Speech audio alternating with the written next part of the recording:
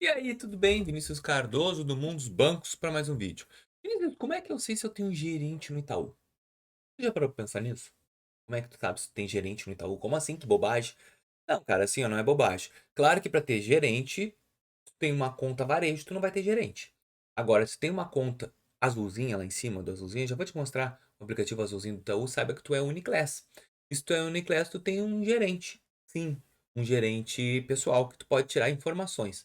Isso é bem importante para quem deseja, vamos supor, um financiamento imobiliário, um financiamento de veículos, aumentar o cartão de crédito.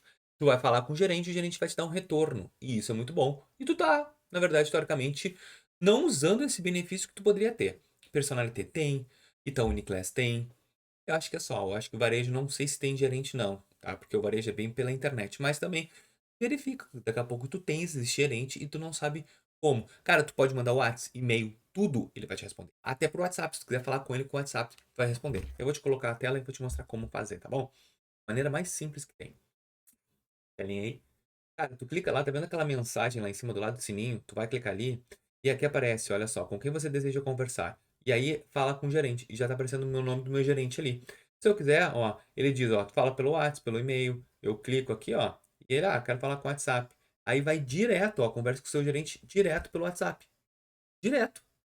Se eu quiser falar por outro lugar, tu pode. Então, esse aqui é o direcionamento total.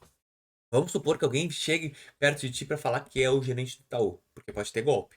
Vai por aqui, clica, ó, conversar com o gerente. Ele vai chegar e vai abrir para mim, ó, direto o WhatsApp do gerente, que eu já venho conversando. Então, Uniclass, ó, olá, sou gerente Uniclass com atendimento especial. Então, tudo isso aqui é um atendimento. Então, aqui tu vê, tu trabalha, tu usa ele. Quero crédito de tal lugar. Quero tentar aumentar meu limite de cartão de crédito. Fala com o gerente. Vê o que tu precisa fazer para aumentar, o porquê que não tá aumentando, qual é o teu rating interno, se teu rating interno tá melhorando. Cara, gerente é bom para isso, eu sempre falo. Coisa boa é poder ter gerente. E isso aqui é uma posição muito boa que vai te levar bem mais o teu índice de aceitação dentro da plataforma do Itaú, tá bom? Eu espero que vocês tenham entendido e gostado desse vídeo. Pô, Vinícius, eu gostei, cara. O que eu tenho que fazer é bem simples. Deixa o teu like, se inscreve no canal e até o próximo vídeo.